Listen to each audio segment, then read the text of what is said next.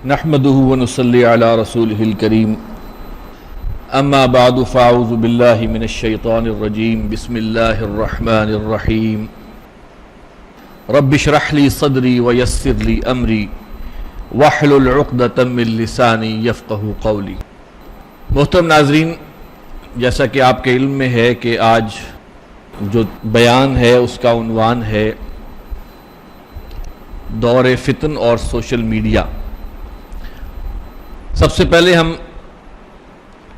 ان دو آیات کا ترجمہ کر لیتے ہیں۔ یہ سورۃ العنکبوت کی آیت نمبر 2 اور 3 ہے۔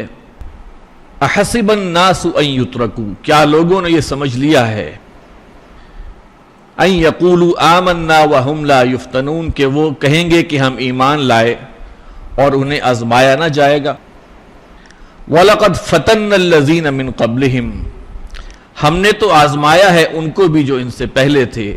فَلَيَعْلَمَنَّ اللَّهُ الَّذِينَ صَدَقُوا، تو اللہ لازماً جان کر رہے گا ان لوگوں کو جنہوں نے سچ کہا۔ وَلَيَعْلَمَنَّ الْكَاذِبِينَ، اور وہ لازماً جان کر رہے گا جھوٹوں کو۔ سورۃ الانفال کی آیت نمبر 25 میں وَاتَّقُوا فِتْنَةً لَا تُصِيبَنَّ الَّذِينَ ظَلَمُوا مِنْكُمْ خَاصَّةً، اور اس فتنے سے خبردار رہو جو تم میں سے خاص ظالموں ہی کو نہیں اپنی لپیٹ میں لے گا۔ وَاعْلَمُوا، اور جان لو، ان اللہ شدید العقاب، کہ اللہ سزا دینے میں بہت سخت ہے۔ سب سے پہلے ہم یہ جانیں کہ فتنہ کیا ہے، اور پھر ہم بات کریں گے دور فتن کی۔ فتنے کے بارے میں جان لینے کے بعد اور دور فتن کے بارے میں کچھ معلومات لینے کے بعد پھر ہم انالیسس کریں گے کہ آج سوشل میڈیا جو ہماری رگ و پے میں سرایت کیے ہوئے ہے، اس کا کیا عمل دخل ہے اس کے اندر۔ جو باتیں بھی آپ کے سامنے رکھی جائیں گی مجھے یقین ہے وہ پہلے سے آپ کے علم میں بھی ہوں گی، لیکن چلیں ایک موقع ہے ذرا اکٹھے انداز میں اس کو ذرا دوبارہ سے دیکھ لیا جائے۔ سب لوگ سوشل میڈیا استعمال کرنے والے ہیں، اس کی خیر اور شر سے کسی حد تک واقفیت بھی ہے۔ دیکھیے، فتنہ کسے کہا جاتا ہے؟ فتنہ کہتے ہیں آزمائش کو، امتحان کو، اور فتن جو ہے وہ فتنتن کی جمع ہے۔ فتنتن کا ایک معنی یہ بھی ہے کہ سونے کو آگ میں تاپنا تاکہ اس کا کھرا اور کھوٹا ظاہر ہو جائے۔ آزمائش۔ قرآن مجید میں فتنہ مختلف معنوں میں استعمال ہوا ہے، ذرا اس کا بھی انالیسس ہو جائے۔ قرآن مجید میں فتنہ عذاب کے لیے بھی استعمال ہوا ہے، قرآن مجید میں فتنہ امتحان کے لیے بھی استعمال ہوا ہے۔ حضرت موسیٰ علیہ السلام کے بارے میں اللہ تعالیٰ نے فرمایا وَفَتَنَّاكَ فُتُونًا، ہم نے آپ کو بہت سے آزمائشوں میں ڈالا۔ فتنہ خیر میں بھی ہوتا ہے، شر میں بھی ہوتا ہے، اچھے اور برے حالات دونوں ہی میں آزمائش ہوتی ہے۔ اس معنی میں بھی قرآن مجید میں آیا ہے۔ پھر دینی یا دنیاوی کوئی مصیبت ہو، اس کے لیے بھی قرآن مجید میں لفظ فتنہ آیا ہے۔ عذاب، طوفان، زلزلہ، پھر ظالم حکمران، اور لوگ ایک دوسرے کے لیے فتنے کا باعث ہے۔ یہ سب کے سب فتنے کے حوالے سے جو معنی ہیں وہ قرآن مجید میں استعمال ہوئے۔ شرک کو بھی فتنہ کہا گیا، کفر کو بھی فتنہ کہا گیا، اللہ تعالی کے رستے سے روکنے کے لیے بھی فتنے کا لفظ استعمال ہوا، مال اور اولاد کو بھی فتنہ کہا گیا، ازواج کو یعنی کہ بیویاں یا شوہر، مردوں کے لیے بیویاں اور بیویوں کے لیے شوہر جو ہے ان کو بھی فتنہ کہا گیا۔ اسی طرح وسوسے اور شیطانی خیالات، ان کو بھی فتنے سے تعبیر کیا جاتا ہے۔ تو گویا فتنہ ایک بہت وسیع المفہوم لفظ ہے، اور دوسری بات یہ ہے کہ اب ہم یہ بھی سوال کرتے ہیں کہ فتنے کے بارے میں جاننا کیوں ضروری ہے؟ اتنے ہماگیر اس کے معنی ہیں، اور قرآن مجید میں بھی ذکر آیا ہے، اور پھر احادیث میں دور فتن اور آئندہ آنے والے حالات میں فتنوں کا ذکر آیا ہے۔ تو ایک سوال یہ پیدا ہوتا ہے کہ بھئی ٹھیک ہے فتنے تو آئیں گے، تو کیا ضرورت ہے ان کے بارے میں جاننے کی؟ بس ٹھیک ہے جو قرآن میں لکھا ہوا ہے بس وہ کافی ہے، مزید کے بارے میں جاننے کی کیا ضرورت ہے؟ تو اس کا ایک ہی جواب ہے کہ اگر ہمیں معلوم نہیں ہوگا کہ فتنے کون کون سے ہیں تو ہم ان سے بچ کیسے سکیں گے؟ اپنے آپ کو محفوظ کیسے رکھ سکیں گے؟ اپنے آل اولاد کو، اپنے قریبی جو بھی ہمارے زیر تسلط جو بھی لوگ ہیں، ہمارے اختیار میں جو لوگ ہیں، بچے ہیں، جو بھی ہیں، اس کو ہم فتنوں سے کیسے محفوظ رکھ سکیں گے؟ فتنے کا ایک لٹمس ٹیسٹ ہے، فتنے کی ایک بڑی کلیئر پہچان ہے۔ آج اگر ہم کسی چیز کے بارے میں جاننا چاہیں کہ یہ چیز فتنہ ہے یا نہیں،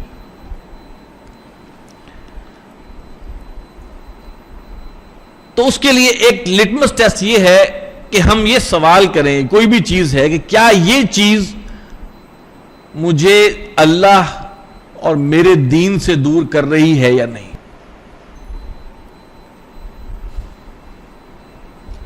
فلاں چیز مجھے اللہ تعالی سے دور کر رہی ہے یا نہیں، چاہے وہ مجھے بظاہر خیر معلوم ہوتی ہو۔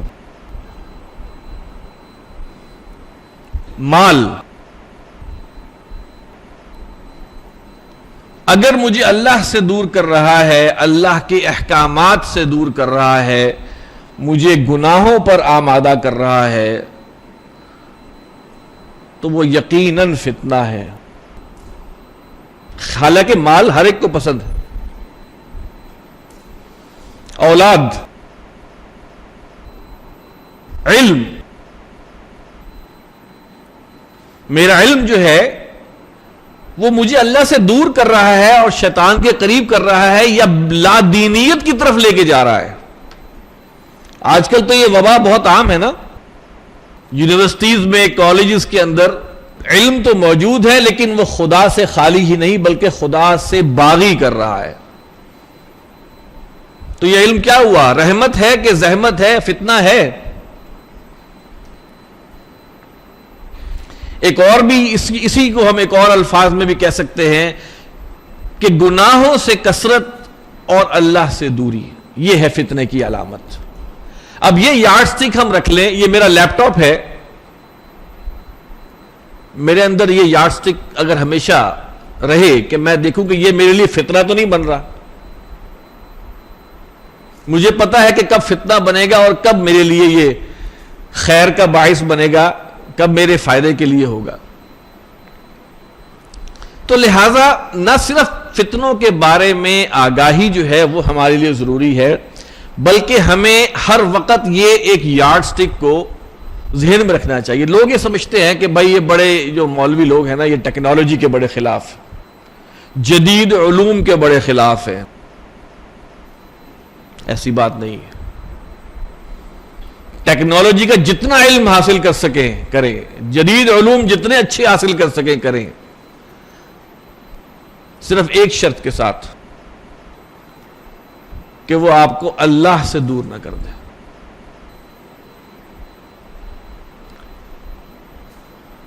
نبی اکرم صلی اللہ علیہ وسلم کا کیا طرز عمل تھا فتنوں کے بارے میں آگاہی کے حوالے سے؟ حضرت حذیفہ رضی اللہ تعالی عنہ، حضرت حذیفہ بن یمان فرماتے ہیں کہ رسول اللہ صلی اللہ علیہ وسلم نے قیامت سے پہلے تک کی کوئی نشانی نہیں چھوڑی جس کا آپ نے ذکر نہ کیا۔ اتنا اہتمام کس کے لیے بیان کیا نبی پاک صلی اللہ علیہ وسلم نے؟ ایک اور حدیث حضرت عمرو بن اخطب فرماتے ہیں کہ رسول اللہ صلی اللہ علیہ وسلم نے ہمیں فجر کی نماز پڑھائی اور ممبر پر جلوہ افروز ہوئے اور ہمیں خطبہ ارشاد فرمایا یہاں تک کہ ظہر کا وقت ہو گیا۔ آپ ممبر سے اترے، آپ نے نماز پڑھائی، پھر خطبہ ارشاد فرمایا یہاں تک کہ عصر کا وقت ہو گیا۔ آپ پھر ممبر سے اترے، آپ نے نماز پڑھائی اور پھر خطبہ ارشاد فرمایا یہاں تک کہ مغرب کا وقت ہو گیا۔ اس خطبہ میں اللہ کے رسول صلی اللہ علیہ وسلم نے ہمیں قیامت تک آنے والے تمام فتنوں سے آگاہ کیا۔ اتنا ٹائم لیا اللہ کے رسول صلی اللہ علیہ وسلم نے فجر سے لے کر مغرب تک آگاہ کرنے کے لیے، کس قدر اہتمام فرمایا۔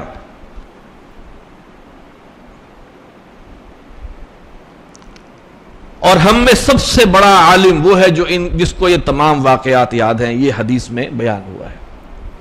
تو گویا نبی اکرم صلی اللہ علیہ وسلم فتنوں کے حوالے سے امت کو خبردار کرتے رہے، اور باب الفتن موجود ہیں، باب الملاحم موجود ہیں ہماری احادیث کی کتابوں میں۔ لیکن عجیب بات یہ ہے کہ ان کی طرف نشاندہی کرنے کا معاملہ جو ہے وہ بہت ہی کم ہے۔ اس کی وجہ سمجھ میں نہیں آتی۔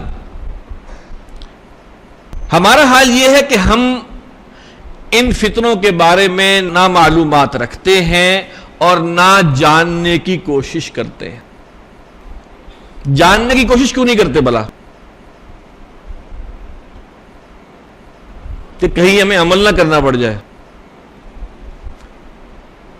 دل میں معلوم ہے بہت سی چیزیں، دل بھی گواہی دیتا ہے کہ بہت سی چیزیں فتنہ ہیں، لیکن ہم ایوائڈ کرتے ہیں۔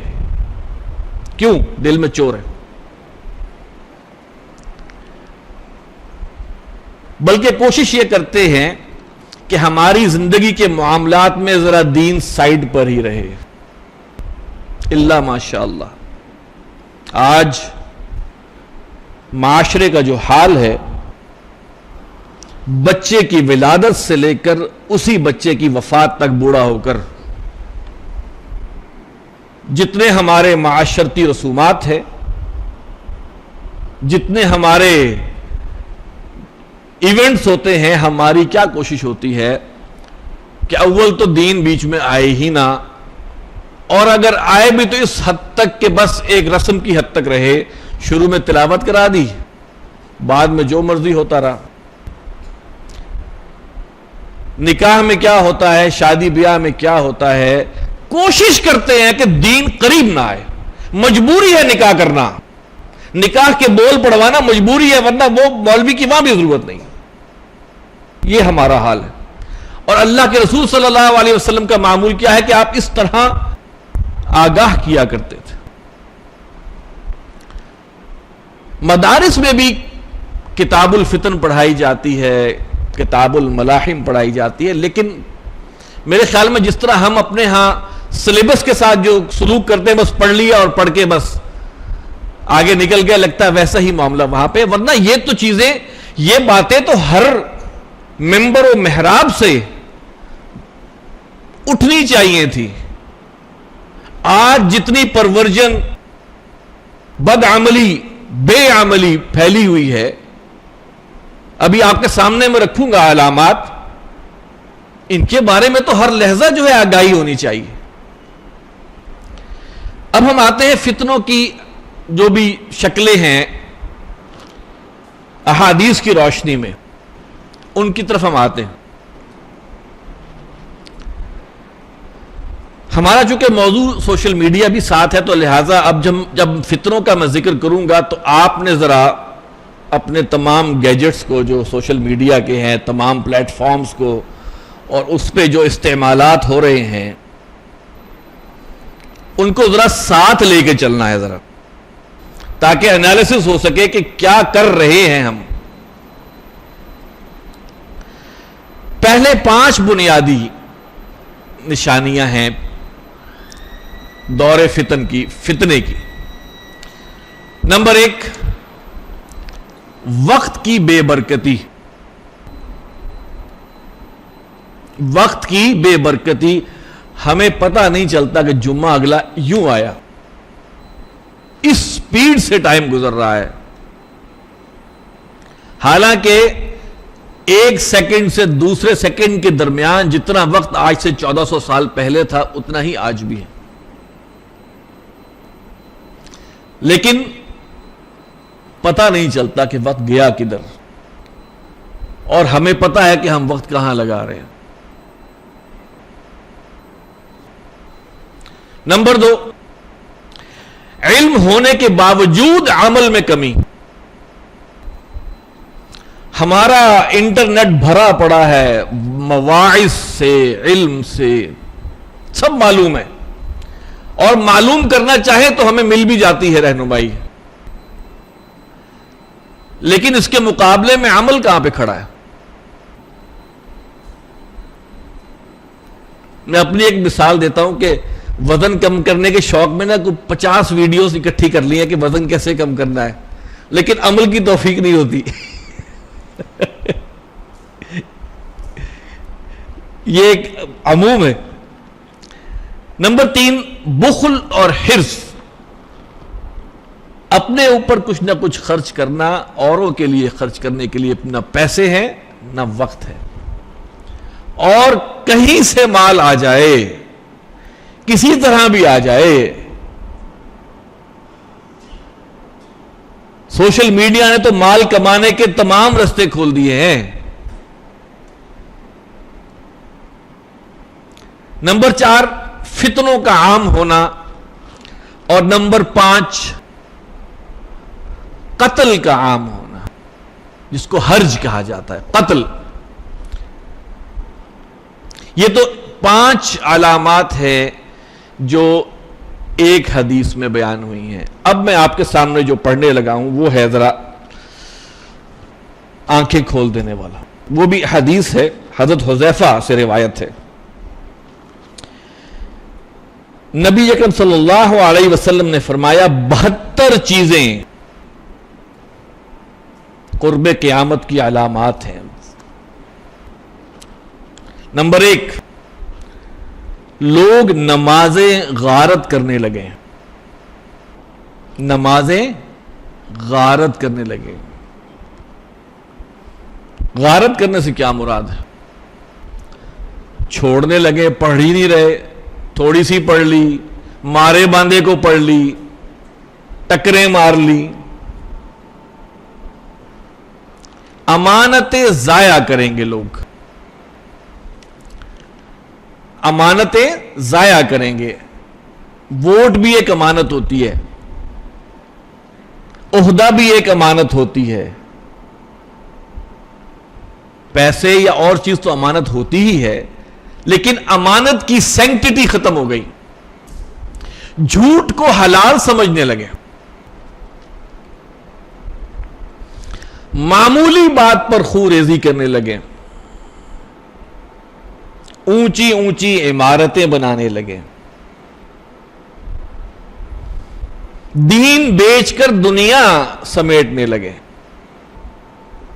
میں صرف اشارے کر رہا ہوں اس پر، یہ ہر چیز جو ہے اپنی جگہ تقاضا کرتی ہے کہ اس پر گفتگو کی جائے. قطع رحمی، رشتہ داروں سے بدسلوکی، انصاف کا کمزور ہو جانا، جھوٹ سچ بن جائے. آج سوشل میڈیا پر جو علم غلم شیئر ہوتا ہے، لوگ اس کو منزل من اللہ سمجھ کے شیئر کرتے ہیں آگے بغیر تحقیق کیے.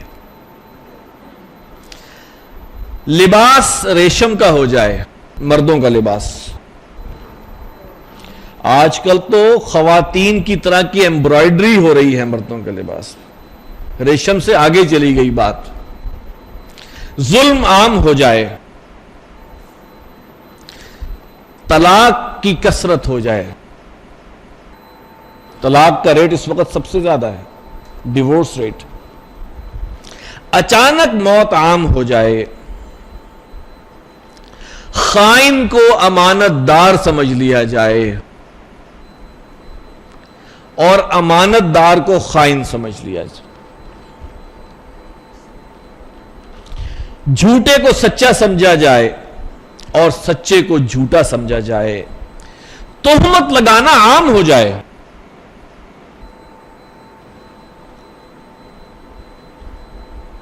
کیسی تہمتیں لگتی ہیں سوشل میڈیا پہ. کسی کے بارے میں کچھ معلوم ہو جائے, اس میں مسالے لگا کے ہم عام کرتے ہیں اس کو. بارش کے باوجود گرمی ہو, اولاد غم و غصے کا سبب بنے.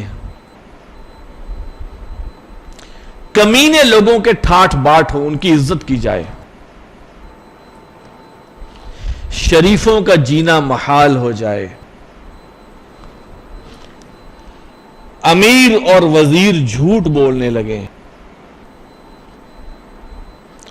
امین لوگ خیانت کرنے لگے. حالات اتنے خراب ہو جائیں. با اثر لوگ ظالم ہو جائیں. عالم اور قاری بدکار ہو جائیں. دل مردار سے زیادہ بدبودار ہو جائیں. لوگوں کے لہجے اور مزاج شدید تلخ ہو جائیں. سونا پہننا عام ہو جائے مردوں میں. گناہ زیادہ ہو جائیں. امن کم ہو جائے. قرآن کو آراستہ کیا جائے. مساجد میں نقش و نگار بنائے جائیں. اونچے اونچے مینار بنائے جائیں. دل ویران ہو جائیں. شرابیں پی جائیں. شرعی سزاؤں کو معطل کر دیا جائے. لونڈی اپنے مالکن کو جنے, یعنی کہ بیٹی اپنی ماں کے ساتھ وہ سلوک کرے جو کسی ملازمہ کے ساتھ ہوتا ہے. مفلس اور محتاج بدعنوانی کے سبب بادشاہ بن جائیں. تجارت میں عورت مرد کے ساتھ شریک ہو جائے. مرد عورتوں کی نقالی کرنے لگیں. مسلمان جھوٹی گواہی دینے لگیں.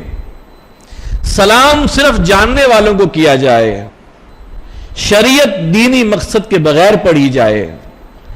آخرت کے عمل سے دنیا کمائی جائے. مال غنیمت کو ذاتی دولت سمجھ لیا جائے. زکوٰۃ کو جرمانہ سمجھا جائے. زکوٰۃ کو جرمانہ سمجھا جائے. ذلیل آدمی قوم کا سربراہ بن بیٹھے. بیٹا اپنے باپ کا نافرمان ہو جائے. ماں سے بدسلوکی ہونے لگے. بیوی کی اطاعت کرنے لگے. گانے والی عورتیں گھروں میں رکھی جانے لگیں. گانے بجانے کا سامان عام ہو جائے. ظلم کو فخر سمجھا جائے. انصاف بکنے لگے. قرآن کو صرف نغمہ سرائی کا ذریعہ بنا لیا جائے. بغیر سمجھے قرآن کی محافل ہو رہی ہے, اس میں انعامات دیے جا رہے ہیں, اور قرآن کا علم, قرآن کا فہم اس سے کوئی سروکار نہ ہو. اس وقت اگر سب کچھ ایسا ہو جائے تو اس وقت سرخ آندھی زمین میں دھس جانے, شکلیں بگڑ جانے, آسمان سے پتھر برسنے جیسے عذابوں کا انتظار کیا جائے. یہ کچھ علامات ہیں جو فتنے کی ہیں, جو میں نے آپ کے سامنے پیش کی. اچھا, اب ہم تھوڑا خصوصی طور پر سوشل میڈیا کے فتنے کی طرف آتے ہیں. بہت سارے, دیکھیں اس میں نا سوشل میڈیا کے فوائد پر دنیا میں بہت لوگ ہیں جو بات کر سکتے ہیں کہ فلاں فائدہ بھی ہے, فلاں فائدہ بھی ہے, فلاں فائدہ بھی ہے. اکثر لوگ میرے سے بھی بات کرتے ہیں تو میں ان سے ایک بات کرتا ہوں. قرآن مجید کی ایک آیت ہے, سورہ بقرہ میں ہے, یسألونک عن الخمر والمیسر. اے نبی صلی اللہ علیہ وسلم, یہ آپ سے جوے اور شراب کے بارے میں سوال کرتے ہیں. قل فیہما اسم کبیر ومنافع للناس. تو کہہ دیجئے کہ ان دونوں میں بہت بڑا گناہ ہے اور کچھ منفعتیں بھی ہیں. وَإِسْمُهُمَا أَكْبَرُ مِن نَفْعِهِمَا, اور ان دونوں کا گناہ بہت بڑا ہے اس کے نفع سے. میں جب ڈکشنری دیکھ رہا تھا تو خمر یہاں پہ لفظ آیا, یسألونک عن الخمر والمیسر. تو خمر کا ایک ترجمہ ہم کرتے ہیں شراب. اصل میں خمر کا جو مادہ ہے اسی سے لفظ نکلا ہے خمار، جو اوڑھنی ہوتی ہے، وہ چیز جو آپ کو ڈھانپ لے، جو آپ کو کیپچر کر لے، اسے خمر کہا جاتا ہے۔ اس کی ایک مثال شراب ہے۔ آج ہم نوٹ یہ کریں کہ 1 گھنٹے میں ہم کتنی دفعہ اپنا موبائل کھول کے دیکھتے ہیں؟ کوئی پوسٹ لگائی ہو تو کتنی دفعہ چیک کرتے ہیں کس کس نے لائک کیا، کس کس نے۔ ہم پوری طرح انگلفڈ ہیں اس وقت اپنے موبائل فون کے ذریعے سوشل میڈیا سے۔ تو لہذا سوشل میڈیا کے بارے میں اکثر ہی کہا کرتا ہوں کہ اچھائیاں جو ہیں، جیسے میں پہلے کہہ رہا تھا کہ اچھائیاں تو کچھ ہیں ہی ہیں، لیکن ذرا برائیوں کی طرف زیادہ رہنمائی ہو جائے تاکہ ہم استعمال ضرور کریں لیکن احتیاطوں کے ساتھ۔ یہاں آپ کو یہ کہنا کہ میں جسارت نہیں کر سکتا یا ہمت نہیں کر سکتا کہ اس کا استعمال ہی بند کر دیں۔ لوگ کہہ لیں گے آج ہم کھانے کے بغیر رہ سکتے ہیں، سوشل میڈیا کے بغیر اور سمارٹ فون کے بغیر نہیں رہ سکتے۔ آج یہ حال ہو چکا ہے اور ہم سب اس میں ہیں، میں اپنے آپ کو بھی مخاطب کر رہا ہوں اس میں۔ لیکن دیکھتے ہیں کہ سوشل میڈیا سے بعض نیگیٹیوز جو ہیں وہ کیا سامنے آتے ہیں۔ پہلی چیز جو ہے نمبر 1 جس کو میں کہوں گا کہ سب سے خوفناک، بلکہ ساری ہی خوفناک ہے، وہ ہے خود نمائی۔ خود نمائی کیا مطلب؟ اپنے آپ کی پبلسٹی کرنا، اپنے آپ کو نمایاں کرنا۔ اس کے لیے کیا کیا طریقے اختیار کیے جاتے ہیں، اور مجھے کہنے دیجئے کہ مرد تو جو طریقے اختیار کرتے ہیں، ہماری مسلمان خواتین کیا کیا طریقے اختیار کرتی ہیں۔ حضرت فاطمہ کی بیٹیاں ہیں، یہ سب ہماری مسلمان بہنیں سوشل میڈیا پہ کیا کچھ ہو رہا ہے اپنے آپ کو نمایاں کرنے کے۔ بعض اوقات شروع ہوتی ہیں وہ عبایا پہنا ہوا ہے، سکارف پہنا ہوا ہے، اور 6 مہینے بعد وہی پینٹوں میں نظر آ رہی ہوتی ہیں سوشل میڈیا پہ، اس لیے کہ لائکس ملنے کی خواہش، پسندیدگی کی خواہش اس بات پر ابھارتی ہے کہ آگے سے آگے بڑھ کے کام کیا جائے۔ اس سے خود پسندی جنم لیتی ہے، اس سے تکبر جنم لیتا ہے، اس سے معاشرے میں فساد پڑتا ہے۔ میں اگر کسی اچھی جگہ پہ کھانا کھانے گیا ہوں، میں نے لے کے فوٹو لگا دی پکڑ کے، کس لیے لگائی میں نے؟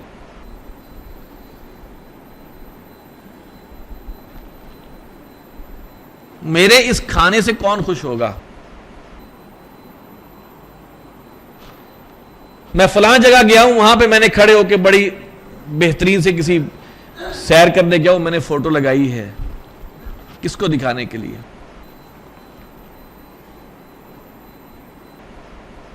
یہ بات تو ایک تلخ حقیقت ہے کہ انسان کی کامیابی سے یا اس کا استاد خوش ہوتا ہے یا اس کے والدین خوش ہوتے ہیں، اس کے علاوہ کوئی خوش نہیں ہوتا۔ بھائیوں کو اس فہرست سے میں نکال رہا ہوں۔ تو ہم یہ دکھانے کس کے لیے کر رہے ہوتے ہیں؟ جیسے ہی کھانا آیا فٹافٹ فوٹو لی، جیسے کہیں گئے جناب اچھی جگہ ملی، اپنے آپ کو، چلو فوٹو لینا تو ایک بات ہے، اس کو عام کیوں کر رہے؟ کیا دکھانا چاہتے ہیں؟ اور وہ لوگ جن کو یہ چیزیں میسر نہیں ہیں، ان کو آپ کیا میسج دے رہے ہیں؟ وہ لوگ پھر جائز اور ناجائز طریقہ اختیار کرتے ہیں، کسی طرح ہم بھی ایسے ہی کریں۔ ہمارے معاشرے میں جو کرپشن عام ہے اس کے پروموٹرز ہم سب ہیں۔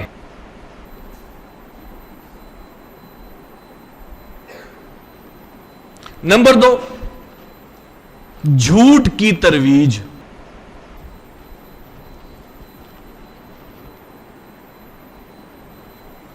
جھوٹی خبر کو شیئر کرنا، سکینڈلز کو نمایاں کرنا۔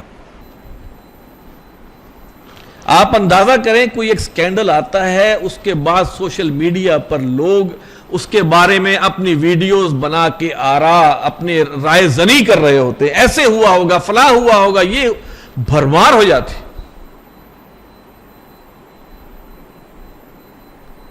کس لیے؟ کہ جی میرا چینل پروموٹ ہو جائے. اب تو مونیٹائزیشن کا شہد لگ گیا ان ویڈیوز اور ان چیزوں کے ساتھ، ہر چیز پہ. تو جیسے مرضی، قیامت کی علامات میں سے ہے نا کہ انسان اس بات کی فکر چھوڑ دے گا کہ جو میں کما رہا ہوں وہ حلال ہے یا حرام.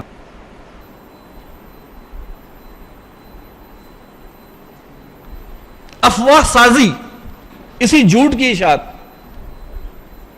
بڑے بڑے اخبارات لگے ہوئے ہیں، جناب فلاں آدمی ہو گیا جی، کچھ وہ واقعہ ہو گیا، آپ لوگ کلک کریں گے تو اس کے لنک پر جائیں گے، اس کے بلاگ پہ جائیں گے، وہاں پہ ایڈ ہوں گے، خبر کچھ بھی نہیں ہوگی. اس طرح کر کے ایک جسے کہتے ہیں نا کہ ایک دجل ہے، پورا دجل کی فیکٹری ہے پوری جو اس وقت رن ہو رہی ہے. نمبر 3، وقت کا ضیاع. گھنٹوں موبائل پہ بیٹھے ہوئے ہیں، سکرول کیے جا رہے ہیں. آج کل کیا ہوتے ہیں وہ ریلز، تڑا دھڑ کیا تلاش کر رہے ہیں. گھنٹوں بیٹھے ہوئے ہیں، مرد بھی خواتین بھی. دفتروں میں بیٹھے ہوئے ہیں، تنخواہ کام کرنے کی مل رہی ہے، وہاں بیٹھ کے یہ ٹائم اس پہ ضائع ہو رہا ہے گھنٹوں. اور میں آپ کو ایک تلخ حقیقت بتاؤں کہ انالیسس کیا ہے تو اس کام میں عمر رسیدہ لوگ زیادہ انوالو ہیں اس بیماری میں. گھر بیٹھے ہوئے، ویلے بیٹھے ہوئے، بس کیے جاؤ.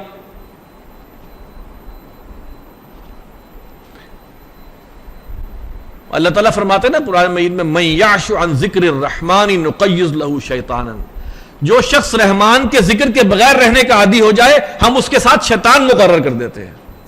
فَهُوَ لَهُ قَرِينٌ، وہی اس کا ساتھی ہوتا ہے. یہ تسبیح بھی تو ہو سکتی تھی نا، اللہ کا ذکر بھی تو ہو سکتا تھا نا. نہیں، کیا تلاش کر رہے؟ خوب سے خوب تر کلپ ملے ہمیں، یہی ہے نا. نمبر 4، غیر سماجی رویہ.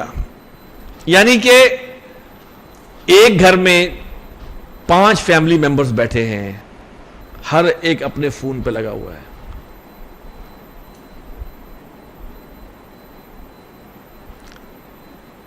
حقیقی رشتوں سے بڑھ کر ڈیجیٹل رشتے بن رہے ہیں. کوشش کر رہے ہیں کہ کسی غمی میں تو جانا ہی نہ ہو، خوشی میں بھی بس کم ہی ہو، تاکہ ہم اپنے اسی کام میں لگے رہیں. اسپیشلی وہ لوگ جنہیں اپنی پروموشن کی لت لگ جاتی ہے، اپنے آپ کو اپنی خود نمائی کی لت لگ جاتی ہے، ان کا تو سوچ کا محور تبدیل ہو جاتا ہے. ان کی ساری سیریں، ان کا کہیں جانا کسی جگہ، ایون بیت اللہ شریف میں کیا ہو رہا ہوتا ہے، نیٹ پہ اپلوڈ کیا جا رہا ہے. اچھا عجیب بات ہے، دعا مانگ رہے ہیں، پیچھے بیت اللہ ہے، اس طرح منہ کر کے دعا مانگتا کہ فوٹو آئے. آپ اندازہ تو کریں ہم کر کیا رہے ہیں، ہم کس ریاکاری ہے، دکھاوا ہے، کیا کرنا چاہ رہے ہیں ہم. ذمہ داریوں کی ادائیگی سے احتراز. جب یہ لت پڑ جاتی ہے سوشل میڈیا کی تو ہم ذمہ داریاں جو ہم پر ہیں، چاہے وہ دینی ہوں چاہے وہ معاشرتی ہوں، ان سے ہم ایوائڈ کرتے ہیں، کیونکہ ہمیں ایک نشہ لگ گیا ہوا ہے بس بیٹھ کے دیکھتے رہنا. اور پھر میں نے کہا دفتروں میں بیٹھے ہیں، کام نہیں کر رہے، تنخواہ لے رہے ہیں، کام یہ ہو رہا ہے، کمنٹس ہو رہے ہیں، کمنٹس کے رپلائی ہو رہے ہیں، واٹس ایپ پہ چل رہا ہے معاملہ، چیزیں شیئر ہو رہی ہیں، یہ کام ہو رہا ہے. اور گورنمنٹ آفیسز میں تو بعض اوقات بہت ساری ویڈیوز آتی ہیں کہ وہ جناب سرکاری افسر تو بیٹھے اپنے اس کام میں لگے ہوئے ہیں اور لائن لگا کے عوام کھڑی ہوئی ہے. نمبر 6، گناہوں میں ملوث ہونے کا خوفناک حد تک امکان. یہ میں نے بڑے محتاط لفظ استعمال کیے ہیں، خوفناک حد تک امکان. یہاں ہونا چاہیے تھا گناہوں میں ملوث ہونا یقینی. ہمارے اندر سے برائی کا برا ہونا اس حس کو مار دیا گیا ہے. اب یہ چیزیں ہمارے لیے نارمل ہو گئی ہیں. بے حیائی سر عام اس کے اوپر آتی. اب تو بے حیائی کے بھی آخری درجے پہ جا کے کھڑے. فحش کلپس ہیں, تصاویر ہیں, ناچ گانا ہے. تو گھریلو جو جن کے بارے یعنی کہ جو کہ عام گھریلو خواتین ہیں, بچیاں ہیں, ان کی ویڈیو کلپس عام ہوتے ہیں. کہاں چلی گئی غیرت مردوں کی؟ مسلمان مردوں کی غیرت کہاں چلی گئی؟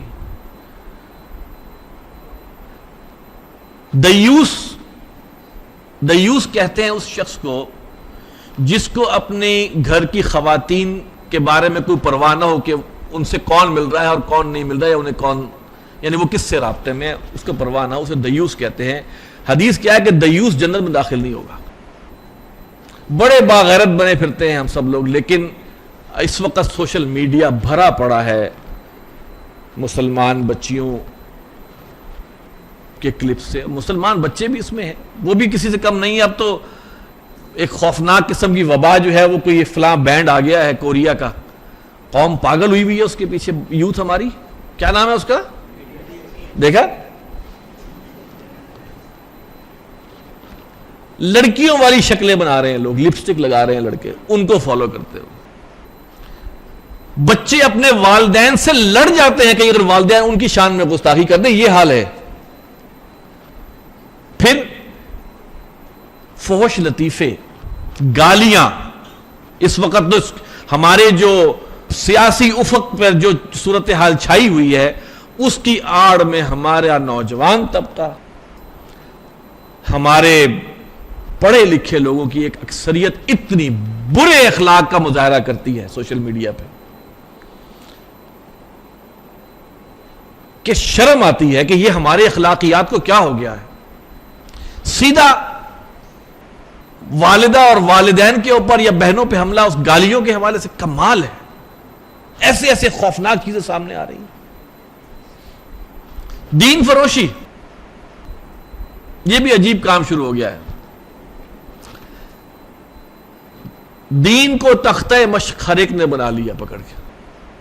اور جب سے اس میں بھی میں کہتا ہوں مونیٹائزیشن آئی ہے, تو جناب بس جو چیز ملے, فلاں چیز کا وظیفہ تو فلاں چیز کا وظیفہ, اور محبوب کا وظیفہ اور فلاں کا وظیفہ, اور فلاں نے یہ بتایا, وہ کلپس بناؤ, اس کو مونیٹائزیشن کرو, پیسے کماؤ, فرقے واریت کو پروموٹ کرو, آپس میں نفرتیں پھیلاؤ, پرانے واقعات کو لے کر اب پھر دوبارہ سے لڑائی شروع کرو. کیوں؟ زیادہ ویوز ملتے ہیں اس بات سے, زیادہ لائکس ملتے ہیں, اور زیادہ پیسے ملتے ہیں. یہ جان لیجئے ایک بات کہ سوشل میڈیا کے ایڈز کے ذریعے کمائی, محتاط الفاظ میں استعمال کروں گا, انتہائی مشکوک ہے. انتہائی مشکوک ہے. کیوں؟ اس لیے کہ ایڈز پر کنٹرول نہیں. آپ کی ویڈیو کسی کو ایڈ دیکھنے کا ذریعہ بنتی ہے. ایسا ہی ہوتا ہے. میں اگر اس کے اوپر ایڈز کو آن کر دوں گا اپنی ویڈیو کے اوپر, تو جو میری ویڈیو دیکھے گا اس کو ایڈ بھی دیکھنے پڑیں گے. اب وہ ایڈ کسی قسم کے بھی ہو سکتے ہیں. تو گویا میں ایک ذریعہ بنا. اور ایسے ظالم ہیں یہ لوگ. ظاہری بات ہے انہوں نے سوشل میڈیا بنایا ہے تو ان کے اپنے مقاصد بھی ہیں. سب سے بڑا مقصد جو سوشل میڈیا کا میرے سامنے آیا ہے ابھی تک, وہ یہ ہے کہ مسلم امہ کے اندر کم از کم دیمک کی طرح جو ہے نا, اس کو جیسے دیمک کھا جاتی ہے, حیا بھی ختم کرو ان کے اندر, اور ان کے اندر جو ہے نا وہ بے یقینی کو بڑھا دو. تو سوشل میڈیا کے ذریعے کمائی. اچھا پھر اس کے اندر کیا ہوتا ہے, آپ نے ویڈیو لگائی, اس پہ ایڈ آیا. اچھا ایڈ بعض اوقات جو ہے وہ آپ کے اپنی ذہن کے مطابق چیزوں کے پہ بھی ایڈ آتا ہے, جس کو آپ کہتے ہیں آپ کی کوکیز کے اگینسٹ آپ کا ایڈ آ رہا ہوتا ہے. اور بعض جو لوگ اگر کوئی غلط چیز دیکھ رہے ہیں تو دین کے پروگرام میں بھی وہ چیز آ جائے گی. بہرحال یہ افسوس سے کہنا پڑتا ہے کہ کچھ اس میں جو ہے ہماری طرف علماء کرام بھی تھوڑا اس میں انہوں نے کچھ لوگوں نے اس چیز کو آن کیا ہوا ہے, جو کہ میں سمجھتا ہوں کہ اس کی کنڈمنیشن ہونی چاہیے. سوشل میڈیا کے ایڈ کسی صورت کم سے کم انتہائی مشکوک ضرور ہے. اچھا سوشل میڈیا ایک بہت بڑا ذریعہ ہے, بنا ہے ناجائز تعلقات کے استوار ہونے کا بھی. ایسے ایسے آپ اندازہ کریں نا کہ ذرائع بن جاتے ہیں. آپ نے کسی کو کمنٹس پر پکڑ لیا, کمنٹس, اب آپ کو سب معلوم ہے کس کس طرح جو ہے وہ کمیونیکیشن ڈیولپ ہو سکتی ہے, ناجائز تعلقات. اور آج کل تو جتنی بھی خبریں آ رہی ہیں کہ ناجائز تعلقات اور فلاں ہوا, تو بیک اینڈ پہ معلوم یہ ہوتا ہے کہ سوشل میڈیا کے ذریعے ہوا.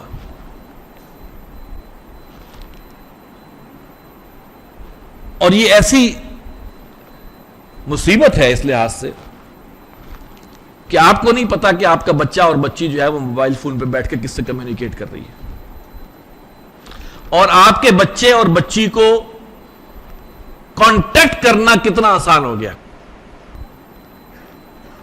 پھر اسی وجہ سے اس وقت ہمارے خاندانی نظام کے اندر سوشل میڈیا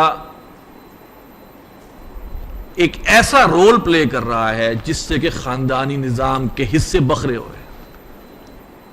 ایسے ایسے تعلقات کے طریقے بتائے جاتے ہیں, چاہے وہ ہمارا الیکٹرانک میڈیا ہو. الیکٹرانک میڈیا میں چلو سامنے ٹی وی لگا ہوا سب کو پتا ہے تو پھر تو شاید کوئی نہ دیکھے, لیکن موبائل کے اوپر جب آ جائے گا جی فلاں نے ایسے طریقے سے کیا, فلاں نے ایسے طریقے سے تعلق بنایا, اللہ اکبر, کیا کیا طریقے سکھائے جاتے ہیں.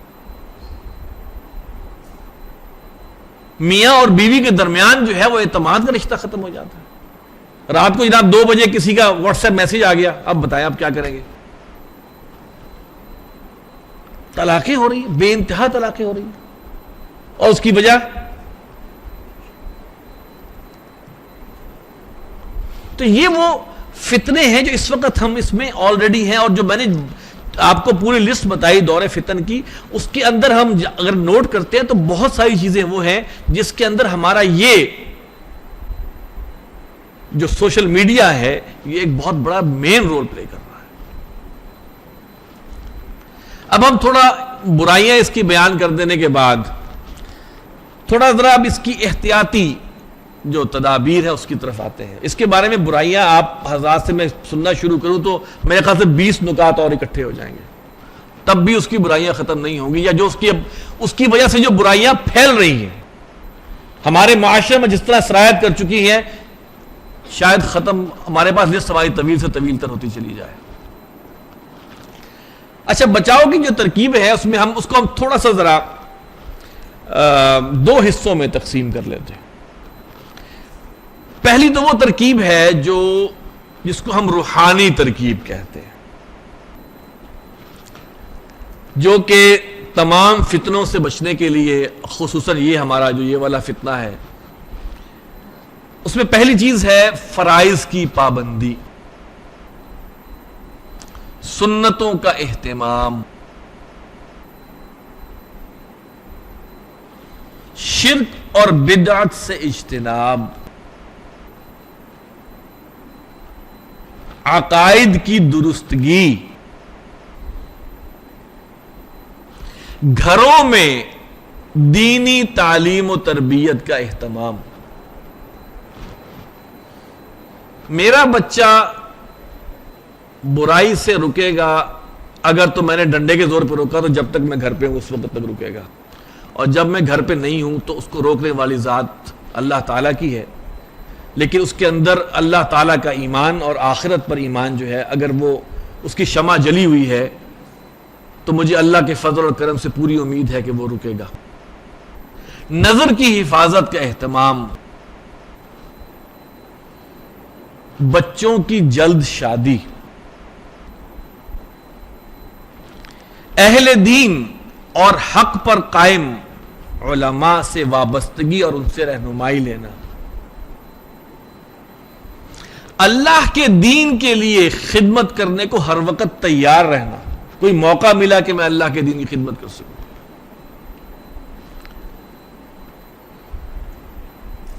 فکر آخرت کا تسلسل سے تذکرہ, آخرت کا تسلسل سے تذکرہ. سب سے امپورٹنٹ چیز جو ہمیں برائی سے روک سکتی ہے وہ ایمان بالآخرت ہے. اگر ایمان آخرت پر ایمان نہیں تو ہم نو پرابلم. قناعت کی عادت،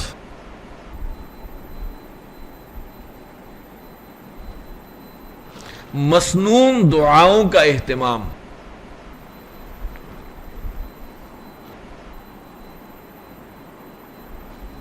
سورۃ الکہف سے خصوصی تعلق، خصوصاً جمعے کے دن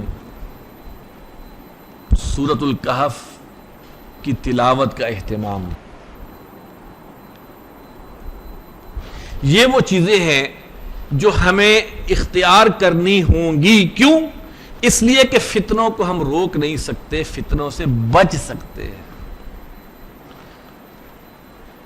اس وقت جو ایک بہت بڑا فتنہ LGBTQ کے حوالے سے اس وقت ہم پوری دنیا پر چھا گیا ہے، اور اس کو عام سے عام کرنے کے لیے پوری دنیا کی شیطانی طاقتیں جن کے پاس اس وقت پوری دنیا کے کنٹرولز ہیں، وہ اپنا سب کچھ اس پر لگانے کو تیار ہیں. کسی طرح یہ LGBTQ عام ہو جائے، ہر گھر میں یہ ہو جائے، اور اس کی لپیٹ میں ہمارا ملک مملکت خداداد پاکستان آ چکا ہے. اس میں وہ منحوس قانون پاس ہوا ہے. اللہ پوچھے ان لوگوں سے جنہوں نے اس قانون کو پاس کرایا، اللہ ان کو پکڑے. اور اس وقت جو لوگ موجود ہیں، اللہ ان کو ہدایت دے اور ان کو توفیق دے کہ اس قانون کو ختم کر سکیں. اور مجھے پتا ہے جس دن یہ ختم کریں گے اس دن پوری دنیا کے اندر آپ کے خلاف ایک کیمپین شروع ہو جائے گی اور آپ کے اوپر پابندیاں لگنی شروع ہو جائیں گی. روٹی لینی ہے، کھانا ملے گا تو پہلے ہماری باتیں مانو، ورنہ تمہیں گرے لسٹ میں پھینک دیں گے. اب ہم دوسری عملی ترکیب کی، یہ تو ہم نے روحانی بات کی، اب ہم آتے ہیں عملی ترکیب کی طرف. اس عملی ترکیب سے پہلے ذرا دو تین کچھ چند پوائنٹس ہیں، کچھ آیات اور احادیث ہیں، ذرا وہ ہم ذہن میں رکھ لیں. نمبر 1، سورۃ الزلزال میں اللہ تعالیٰ فرماتے ہیں فَمَن يَعْمَلْ مِثْقَالَ ذَرَّةٍ خَيْرًا يَرَهُ وَمَن يَعْمَلْ مِثْقَالَ ذَرَّةٍ شَرًّا يَرَهُ. مثقال ذرۃ کیا مطلب؟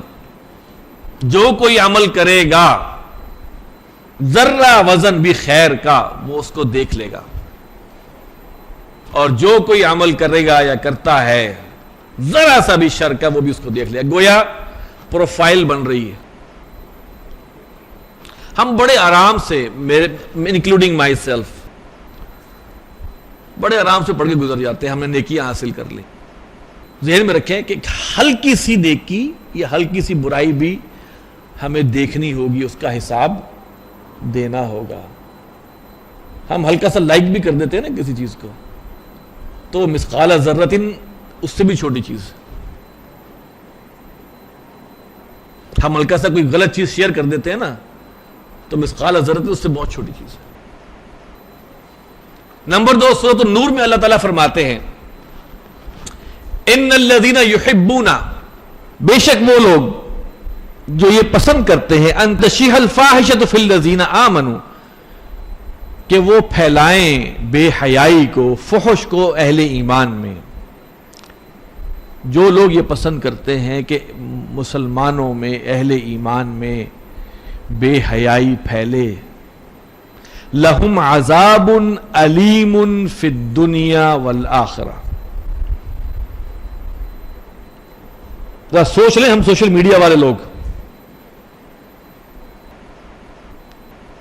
اس پیغام کو ہر ایک کو پہنچائیں جو غلط چیز شیئر کر رہے ہیں. اس سے کہ اللہ کے بندے بچو. اللہ کیا کہہ رہا ہے قرآن میں؟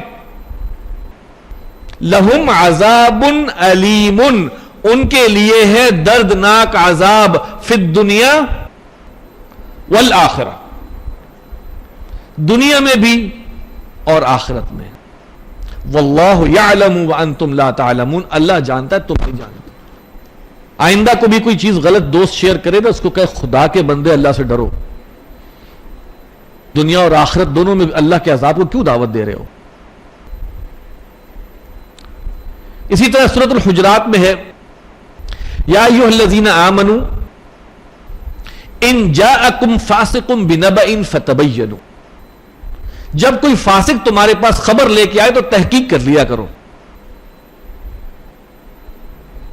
سوشل میڈیا کے پرسپیکٹو میں بات کر رہا ہوں، تحقیق کر لیا کرو۔ ابھی ان آیتوں کو سنا کے پھر میں کچھ پوائنٹس آپ کو بتاؤں گا۔ پھر ایک حدیث ہے کہ نبی اکرم صلی اللہ علیہ وسلم نے فرمایا من کذب علی متعمدا فلیتبوأ مقعدہ من النار، جس نے مجھ پر جان بوجھ کر جھوٹ باندھا یا جھوٹ بولا میرے بارے میں، وہ اپنا ٹھکانہ دوزخ میں بنا لے۔ حدیثیں ہم بڑی جیسے ہی آئی بغیر تحقیق کے ہم شیئر کرتے ہیں،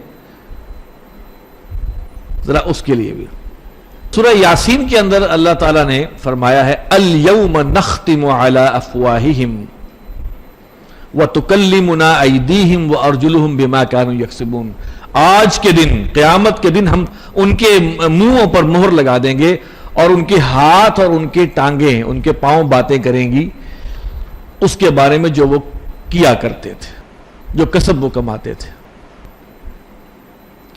ہم جو بھی کچھ کر رہے ہیں ہمارے ہاتھ اس کا جواب اس وقت اللہ تعالیٰ کے سامنے ہمارے خلاف گواہی دیں گے۔ یہ ان چیزوں کو ذہن میں رکھیں۔ اب ہم چلتے ہیں پوائنٹس پر۔ سب سے پہلا پوائنٹ یہ ہے سوشل میڈیا استعمال کرنے والے حضرات کے لیے کہ سب سے پہلے آپ یہ بات ذہن میں رکھیں کہ آپ پاکستان کے نمائندے بھی ہیں اور حضرت محمد صلی اللہ علیہ وسلم کے امتی بھی ہیں۔ ہمارے فعل اور عمل سے یہ ظاہر ہونا چاہیے، اور اسی حوالے سے ہم کسی ایسی چیز میں شامل نہ ہوں یا ہم سے کوئی ایسی چیز نہ ہو جو اس بات پر جو ہے وہ بتائے کہ یہ اللہ کے رسول کے امتی یہ ہیں۔ پاکستان کی تو بے تحاشا برائیاں ہم کرتے ہیں، بیسیکلی ہم اپنا گند پوری دنیا کو دکھا رہے ہوتے ہیں۔ آپ مجھے یہ بتائیے سوشل میڈیا پہ آپ سب لوگ ہیں، بھارت کتنی اپنی برائیاں، بھارت کے جو لوگ ہیں وہ اپنے ملک کی کتنی برائیاں کرتے ہیں۔ ہم نے تو کوئی کسر چھوڑ نہیں ہوتی اپنے ملک کو برا کہنے میں، بلکہ سینکڑوں اکاؤنٹس تو سرحد پار سے آپریٹ ہو رہے ہوتے ہیں جس کے اندر پاکستان کو بدنام کیا جا رہا ہوتا ہے۔ کم از کم ہم تو اس کا حصہ نہ بنے۔ دل دکھی ہے، پریشانی ہے تو اللہ سے دعا کرے، اس کو کیوں اس طرح بنا کے ہم شیئر کرتے ہیں کہ پتہ چلے کہ پاکستان سے زیادہ برا ملک دنیا میں کوئی نہیں۔ نمبر 2،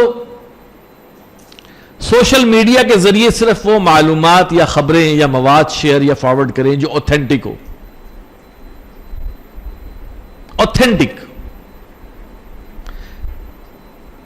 اوتھینٹک معلوم کرنے کا طریقہ یہ ہے کہ کم از کم ہمیں پتا ہو کہ کچھ صحیح لوگ جو کہ مستند لوگ ہیں ان کی طرف سے بھی یہ بات شیئر ہوئی ہے۔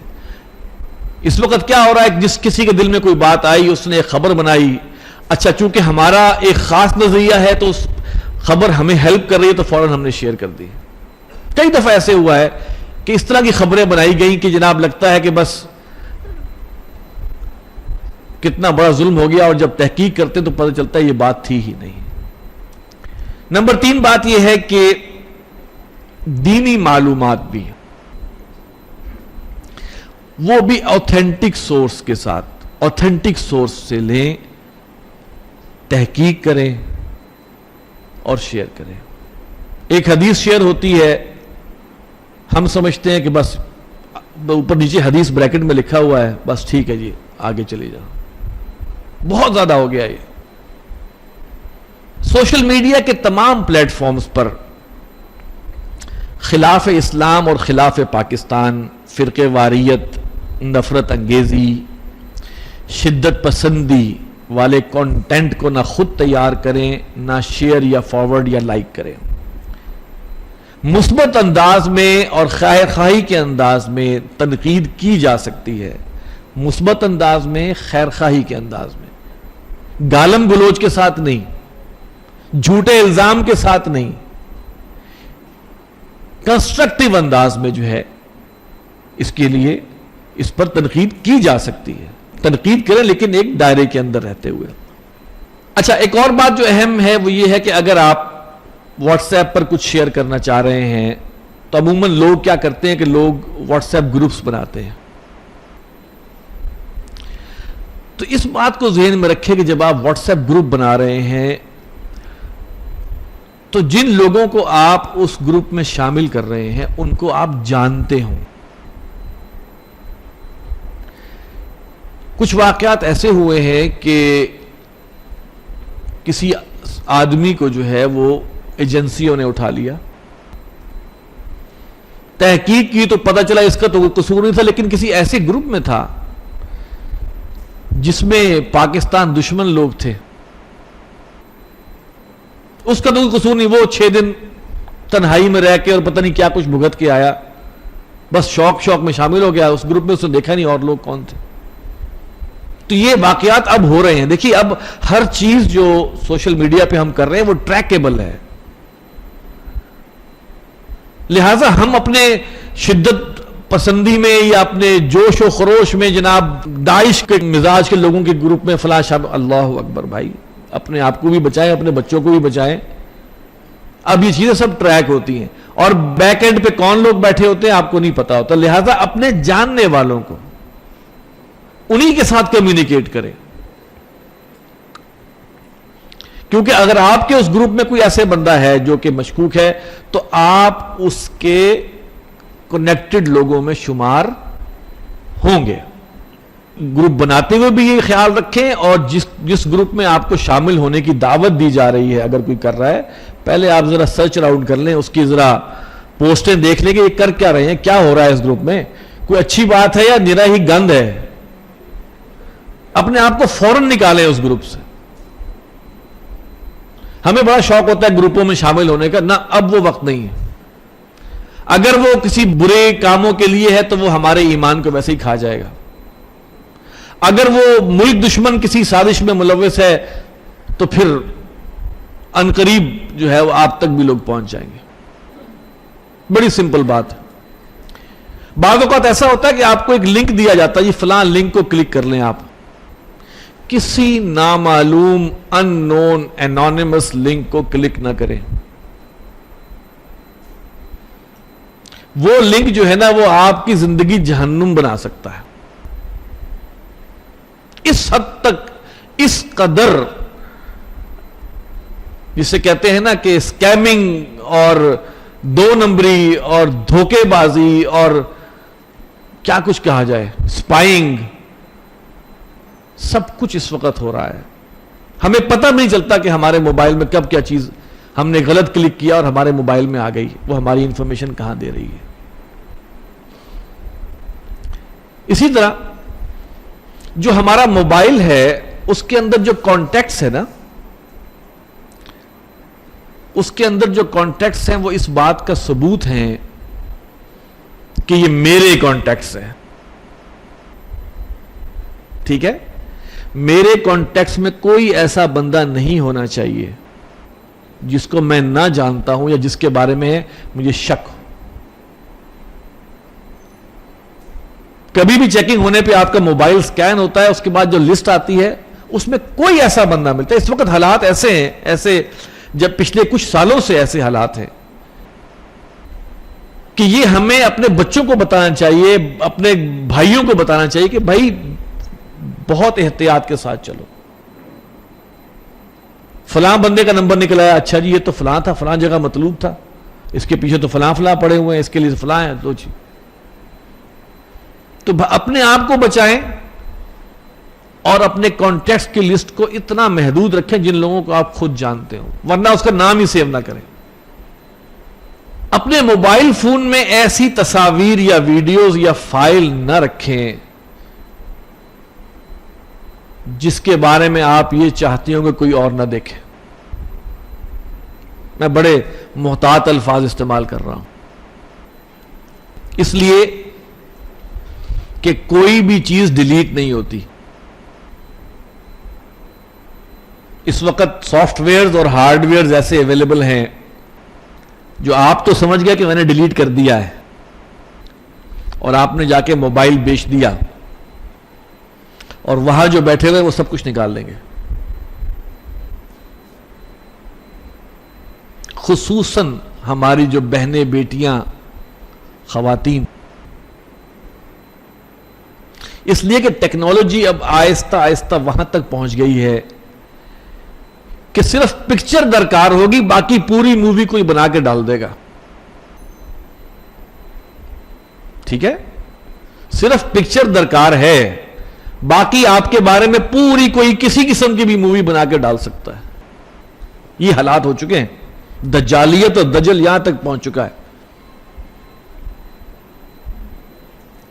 تو اپنے موبائلز کو بھی سیکیور اس طرح رکھیں کہ یہ بات سمجھ کے رکھیں کہ میرے موبائل میں سے کوئی ڈیٹا اگر الا یہ کہ میں توڑ نہ دوں، وہ ڈیٹا ریٹریو ہو سکتا ہے. لہذا موبائل، اور نمبر ابھی آگے میں ایک دو چیزیں اور بتاؤں گا کہ وہ وجہ بھی ہے کہ آپ اپنے موبائل میں یہ ایسی چیزیں نہ رکھیں جس کے بارے میں آپ یہ چاہتے ہوں کہ وہ کوئی اور نہ دیکھے. باتھ روم میں موبائل فون لے جانے سے پرہیز کریں.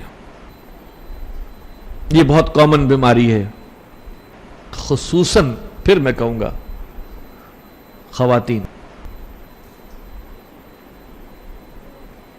ہماری بیٹیاں، بہنیں، اس لیے کہ یہ موبائل فون تو ہمارا ہے، لیکن یہ ہمارے علاوہ اور بھی کچھ لوگوں کا حکم مانتا ہے. اس کی تفصیل میں آگے بیان کرتا ہوں. کوشش کریں کہ آپ کے ذریعے صرف خیر شیئر ہو، اچھی بات شیئر ہو. طے کر لیں کہ میں نے کوئی بری چیز کبھی شیئر نہیں کرنی، میں ذریعہ نہ بنوں کسی برائی کو شیئر کرنے کا، کیونکہ شیئر کرنے کے بعد جو اس کو دیکھے گا تو اس کو تو گناہ جو ملے گا سو ملے گا، میرا اکاؤنٹ وہاں کھل جائے گا. تو کیوں نہ میں ایسی چیز شیئر کروں کہ جو جس کو دیکھے تو مجھے ثواب ملے. اس کو اگر ویسے ہی دنیاوی فائدہ بھی اچھا اگر ہو جاتا تو بھی میرے لیے بھلا ہے. تو میں کیوں اپنے گناہوں کے اضافے کا اکاؤنٹ کھولوں؟ میں کیوں نہ اپنی نیکیوں کے اضافے کی کوشش کروں کہ میں شیئر وہ کروں. طے کر لوں کہ کچھ بھی آتا ہے میں نے شیئر صحیح کرنا ہے، میں نے شیئر خیر ہی کرنا ہے. چاہے وہ میرا دوست ہو، چاہے وہ میرا کوئی اور کولیگ ہو، کچھ بھی ہو، میں نے اپنی طرف سے کوئی غلط چیز شیئر نہیں کرنی. تو یہ کچھ احتیاطیں ہیں جن سے کہ ہم سمجھتے ہیں کہ صورتحال کچھ بہتر ہو سکتی ہے. یہ وبا کی حد تک پھیلی ہوئی چیزیں ہیں، جیسے کہ کرونا پھیل گیا ہوا تھا، اسی طرح کی یہ بھی بیماری ہے جس سے ہمیں اپنے آپ کو بچانا ہے. ایک اور چیز جو میں کہنا چاہوں گا وہ آپ کے علم میں لانا چاہتا ہوں کہ دیکھیے ہمارا جو موبائل فون ہے نا، جیسے میں نے ابھی کہا کہ یہ ملکیت تو ہماری ہے، لیکن اس کے کچھ مالک اور بھی ہیں. ہم موبائل فون جب لیتے ہیں تو ہم اس میں بڑی شوق ہوتا ہے نئی سے نئی ایپس کو ہم انسٹال کریں، اور جب وہ ایپس ہم انسٹال کرتے ہیں تو وہ ایپ ہم سے کچھ اجازتیں مانگتی ہے. آپ کے کیمرے کی اجازت چاہیے، آپ کے مائک کی اجازت چاہیے، آپ کے گیلری کی فوٹوز کی اجازت چاہیے کہ اس میں کچھ ایڈ کر سکے یا اس سے نکال سکے، آپ کی لوکیشن کی اجازت چاہیے، وغیرہ وغیرہ. اور ہم ایپ کو حاصل کرنے کے جذبے میں اور دھن میں یس یس یس یس ایکسپٹ ایکسپٹ ایکسپٹ ایکسپٹ کیے جاتے ہیں. ان تمام اجازتوں کے بعد اس ایپ کو مکمل اختیار حاصل ہو جاتا ہے کہ وہ جب چاہے آپ کے علم میں لائے بغیر کیمرے کو آن کرے، مائک کو آن کرے، گیلری، آپ کی گیلری میں سے کوئی تصویر اٹھا لے، آپ کی گیلری میں کوئی تصویر ڈال دے۔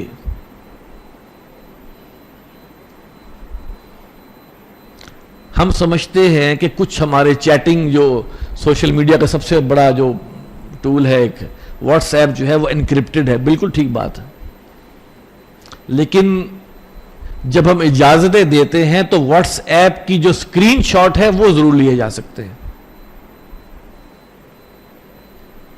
ہم سمجھ رہے ہیں کہ ہم ٹھگا ٹھگ واٹس ایپ کر رہے ہیں، انکرپٹڈ ہے، اینڈ ٹو اینڈ انکرپشن آ رہی ہے، بڑے مطمئن ہیں۔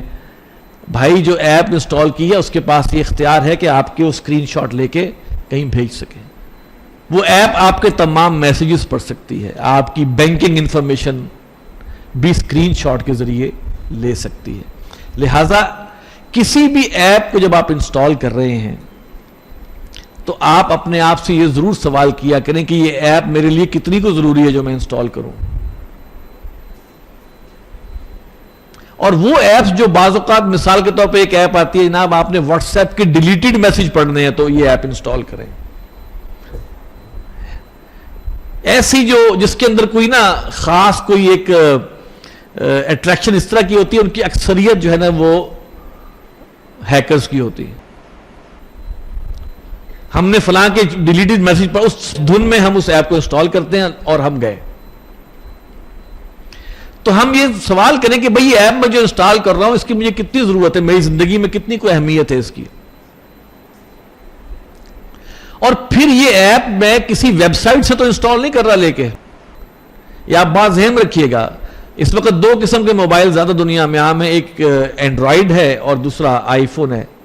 تو ان کے اوریجنل جو پلے سٹور ہے اور ایپ سٹور ہے، اس کے علاوہ کہیں پر اگر کوئی ایپ پڑی ہوئی ہے تو وہ بالکل انسٹال نہیں کرنی آپ نے۔ بہت سارے آپ کو ویڈیو کلپس ملیں گے، جی فلاں جگہ پہ جائیں، فلاں ویب سائٹ پہ جائیں، وہ ایپ انسٹال کریں، ڈاؤن لوڈ کریں اور انسٹال کریں۔ وہ سب کی سب نان اپرووڈ، مشکوک ہیکنگ ایپس ہوتی ہیں۔ اینڈرائیڈ پہ کچھ پابندیاں ہیں، ایپل پہ بہت زیادہ پابندیاں ہیں، تو وہ نسبتاً بہتر ہے۔ لیکن ہم کیا کرتے ہیں، ہم جناب ویڈیو دیکھی، کسی نے بتایا جناب فلاں ویب سائٹ پہ جاؤ اور کر لو، آپ گئے۔